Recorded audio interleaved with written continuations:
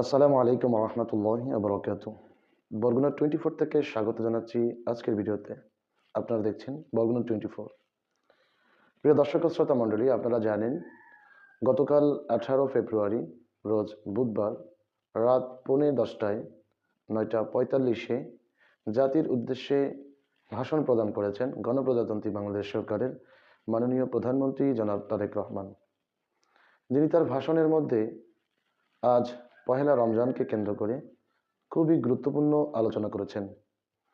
একজন প্রধানমন্ত্রী হিসেবে দেশ ও জাতির উদ্দেশ্যে যে গুরুত্বপূর্ণ কথাগুলো বলা দরকার সেগুলো তিনি আমাদের সামনে উপস্থাপন করেছেন।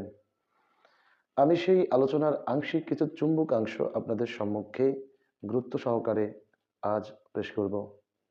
শুরুতেই পবিত্র মাহে রমজানের অগ্রিম শুভেচ্ছা জানিয়ে শুরু করছি আজকের ভিডিও। রমজান মাস একটি গুরুত্বপূর্ণ মুমিন জীবনের অপরিহার্য আমলের মাস।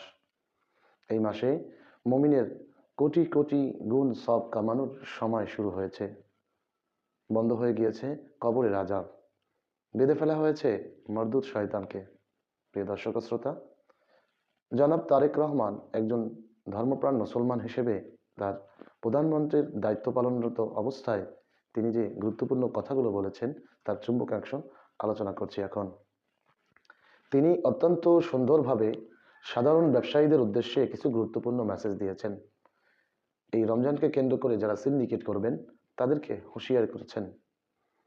তিনি একজন দেশ দরদি এবং সাধারণ ধর্মপ্রাণ মুসলমানদের পক্ষে কথা বলেছেন।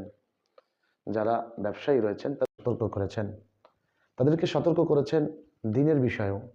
আপনি একজন মুসলমান হিসেবে সাধারণ রোজাদারদের সাথে আপনার আচরণ কি হওয়া উচিত সে সম্পর্কেও তিনি আলোচনা করেছেন। তিনি বলেছেন যারা ব্যবসায়ী রয়েছেন এই রমজানকে কেন্দ্র করে আপনি অধিক মুনাফা কামাইয়ের জন্য সাধারণ মানুষের সাথে এরকম আচরণ করবেন না। হ্যাঁ, এটাই একজন মুসলমান সংখ্যাগরিষ্ঠ দেশের প্রধানমন্ত্রীর কথা হওয়া উচিত। এজন্য তিনি সাধুবাদ পেয়েছেন। কিছু মানুষ তার বিরুদ্ধে ব্যাড কমেন্টও করা শুরু করেছে, এটাই স্বাভাবিক। কিন্তু দেখার বিষয় হচ্ছে বিএনপি সরকারের এবারের ক্ষমতা বিগত 20 বছর আগের যেই সময় ছিল, যে সময় তারা ক্ষমতা গ্রহণ করেছিলেন সেটা এক নয়। কিন্তু এবারের বিএনপি সরকার আগের তুলনায় আশা করি দুর্নীতি মুক্ত থেকে কাজ করতে পারবেন। তেমনি বলেছেন এই সরকারের মন্ত্রী আমলারা। প্রিয় দর্শক, তারেক রহমান তিনি যে কথাগুলো বলেছেন, যদি এই কথার উপরে তার সরকার অটল থাকতে পারে এবং তিনি যদি ন্যায় ইনসাফের আইন প্রতিষ্ঠা করতে পারেন, আশা করি তার পাশে বাংলাদেশের সাধারণ জনগণ থাকবেন। তার পাশাপাশি একজন প্রধানমন্ত্রী হিসেবে তার যে ভূমিকা থাকা দরকার, আশা করি তিনি এখন সে বিষয়ে অভিজ্ঞ হয়েছেন। ইতিপূর্বে তিনি বা তার দল যখন 2001 থেকে 2006 সাল পর্যন্ত সরকারে ছিলেন তখন প্রধানমন্ত্রীর দায়িত্ব পালন করেছিলেন তারই মাতা মরহুমা বেগম খালেদা জিয়া, যার শাসন আমলে তিনি ছিলেন প্রধানমন্ত্রী পুত্র হিসেবে পরিচিত। তখন থেকে প্রায় 20 বছর পরে বিএনপি সরকার গঠন হয়েছে। আর এটাকে কেন্দ্র করে আশা করি অভিজ্ঞ মন্ত্রীরা দেশটাকে সুন্দরভাবে পরিচালনা করবেন। তারেক রহমানের ভাষণ আপনারা নিশ্চয়ই দেখেছেন। তার মূল ছিল রমজান মাসকে কেন্দ্র করে রমজানকে নিয়ে কেউ সিন্ডিকেট করবেন না। আপনি নিজে আমল করুন, অপরকে আমলের সুযোগ করে দিন। সামনে ঈদ আসতে চলছে।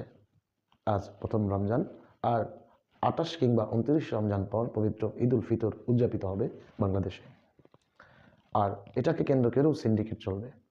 আশা করি নতুন মন্ত্রী পরিষদ এবং প্রধানমন্ত্রী জনাব তারেক রহমান এ বিষয়ে উল্লেখযোগ্য গুরুত্বপূর্ণ চিন্তা ভাবনা করবেন। আজকের ভিডিওর মূল কথা হচ্ছে রমজান শুরু হয়েছে, বাংলাদেশের মুসলমানদের মধ্যে একটি আমলের প্রতিযোগিতা শুরু হয়েছে।